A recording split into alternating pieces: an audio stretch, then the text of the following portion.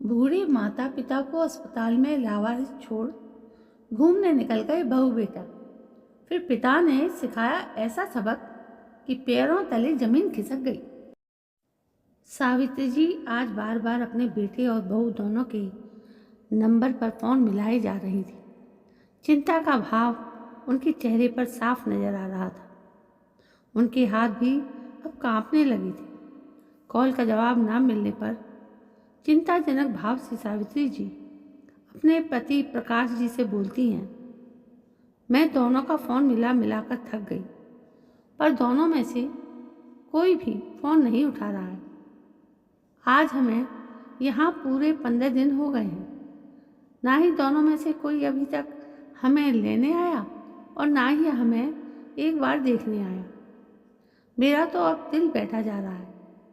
पत्नी की बात पर प्रकाश जी भी चिंता दर्शाते हुए बोले, हाँ सावित्री, अब तो मुझे भी चिंता होने लगी है। भगवान जाने सब कुछ मंगल है या नहीं, हमारे बच्चे ठीक हैं या नहीं। पत्नी सावित्री जी और पति प्रकाश जी जनरल वार्ड में पिछले 15 दिनों से एडमिट थे। बेटे और बहू के उनको लेने ना आने पर और उनका फ़ोन ना उठाने पर चिंता व्यक्त करते हुए बातें कर रहे थे कि उन दोनों की बातें वार्ड में काम कर रही एक नर्स जिसका नाम आरती था वो सुन लेती है। वो सावित्री जी और प्रकाश जी को तसल्ली देते हुए कहती है, चिंता मत कीजिए, आपके बच्चे एकदम ठीक ही होंगे। कहीं पर आप दोनों को यहाँ इस तरह छोड़कर अपनी ज़िंदगी एंजॉय कर रहे होंगे। आरती की बातें सुनकर सावित्री जी और प्रकाश जी चौंकते हुए कहते हैं, बेटी ये तुम क्या कह रही हो? आरती दोनों की बातों का उत्तर देते हुए कहती है, अंकल आंटी जी, आप लोगों को बुरा तो लगेगा, परंतु आप दोनों ऐसे पहले माता पिता नहीं हैं जिन्हें उनके बच्चे यहाँ चेकअप करवाने या इलाज के बहाने छोड़ गए। अक्सर इस तरह के केस यहाँ पर आते हैं। हम तो रोज़ ही देखते हैं, कोई ना कोई यहाँ ऐसा मिल ही जाता है। पहले तो ये देखकर बड़ा अचंभित सा लगता था कि कोई संतान इस उम्र में अपने बूढ़े बीमार माता पिता को अस्पताल में छोड़कर चली जाती है, परंतु अब हमें उसकी आदत हो गई। वैसे तो हम लोग हैं यहाँ आपकी सेवा करने के लिए, पर अस्पताल कोई रहने की जगह तो है नहीं। घर तो आखिर घर ही होता है। प्रकाश जी के विवाह को 40 वर्ष हो चुके थे। प्रकाश जी एक बड़े ही कर्मठ और उद्यमी किस्म के इंसान थे। एक समय था जब उनकी पैर रखने की भी औकात नहीं थी। एक छोटी सी फुटवेयर की दुकान से उन्होंने शुरुआत की थी। सावित्री जी ने भी एक कुशल गृहिणी की तरह पति की कम कमाई में पूरा घर संभाला और कभी शिकायत नहीं की। प्रकाश जी ने कड़ी मेहनत करके पाई पाई जोड़कर प्लॉट का बिजनेस शुरू किया। भगवान ने तरक्की दी और देखते ही देखते उन्होंने एक बड़ा आलीशान घर खरीद लिया और शहर का सबसे बड़ा फुटवेयर शोरूम भी बना लिया। भगवान ने उन्हें एक प्यारा सा बेटा दिया, आकाश। आर्थिक स्थिति मजबूत होने के कारण उन्होंने आकाश की परवरिश में कोई कमी नहीं छोड़ी, पर आकाश पढ़ाई में बिल्कुल भी अच्छा नहीं था। प्रकाश जी अक्सर कहते, सावित्री, हमने बेटे के लिए इतनी जमा पूंजी कर दी है कि उसकी आने वाली पीढ़ियां भी आराम से बैठकर खाएगी। पर सावित्री जी कहती हैं, नहीं जी, बच्चों को खुद की मेहनत करनी चाहिए।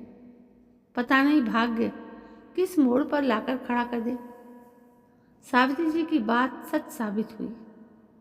जब आकाश बड़ा हुआ तो वो बिल्कुल नकारा निकला।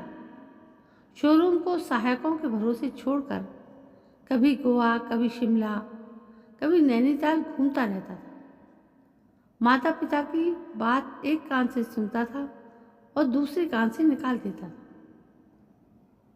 प्रकाश जी ने सोचा, कि शादी के बाद जिम्मेदारी आएगी तो सुधर जाएगा, परंतु मानसी से शादी के बाद वो और भी अधिक लापरवाह हो गया। मानसी को भी घूमना फिरना बड़ा पसंद था और दोनों माँ बाबूजी की कमाई पर ऐश करने लगे। यहाँ तक कि जब प्रकाश जी और सावित्री जी की तबीयत खराब हुई तो आकाश और मानसी ने उन्हें शहर के एक साधारण सरकारी अस्पताल के जनरल वार्ड में भर्ती करा दिया और खुद बिना बताए यूरोप ट्रिप पर निकल गए।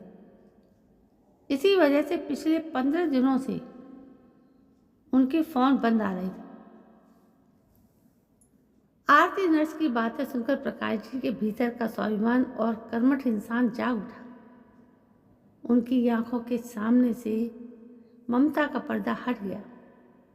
उन्हें समझ आ गया कि जिस बेटे को उन्होंने अपनी जिंदगी सौंप दी उसके लिए वे सिर्फ एक बोझ है। प्रकाश जी ने चुपचाप बेड से उठकर अस्पताल के फोन से अपने पुराने और सबसे भरोसेमंद वकील शर्मा जी को फोन लगाया। उन्होंने शर्मा जी को तुरंत अस्पताल बुलाया। सावित्री जी देखती रही, पर आज प्रकाश जी के चेहरे पर चिंता नहीं बल्कि कठोर संकल्प था। वकील साहब के आते ही प्रकाश जी ने 2 गवाहों की मौजूदगी में एक नई वसीयत तैयार करवाई। ठीक 5 दिन बाद आकाश और मानसी अपनी वफादारी यूरोप ट्रिप से लौटे।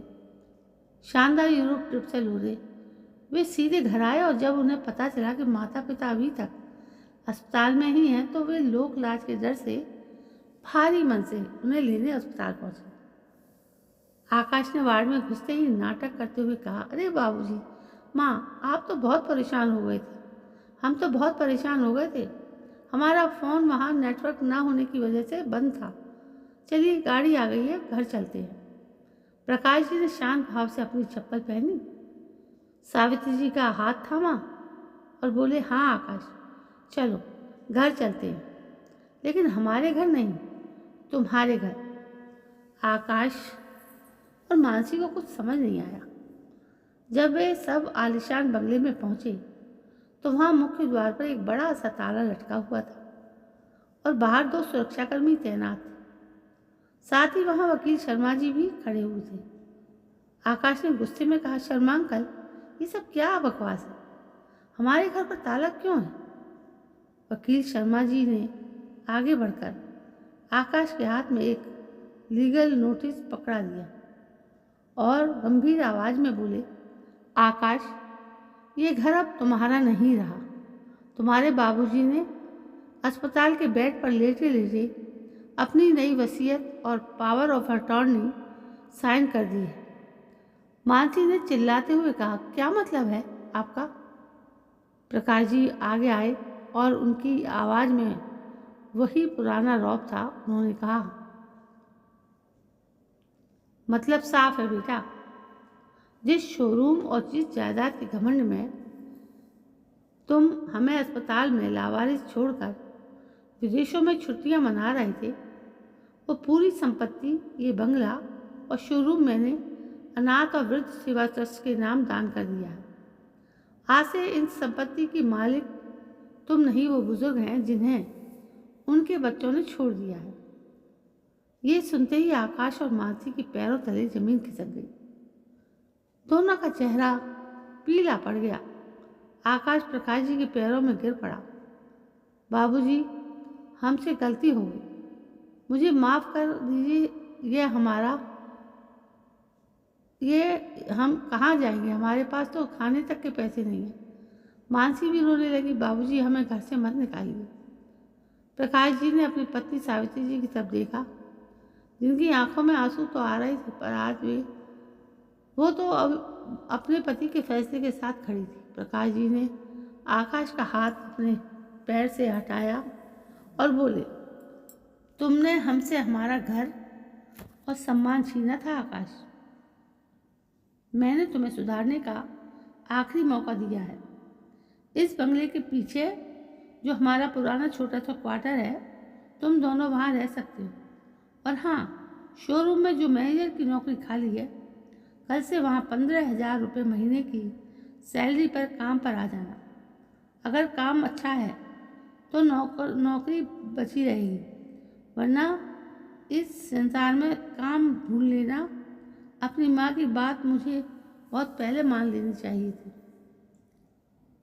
इंसान को खुद मेहनत करनी आनी चाहिए, क्योंकि भाग्य कब बदल जाए कोई नहीं जानता। प्रकाश जी सावित्री जी का हाथ पकड़कर गर्व से आगे बढ़ गए और पीछे रह गए आकाश और मानसी, जिनकी अक्ल अब पूरी तरह से ठिकाने पर आ चुकी है। उन्हें उनके कर्मा का फल मिल चुका था। तो दोस्तों, देखा इस कहानी में कैसे मिला कर्मा का फल। कहानी कैसी लगी? यदि पसंद आई तो लाइक शेयर कमेंट करें। कल मैं फिर हाजिर होती हूँ, तब तक के लिए जय हिंद, वंदे मातरम।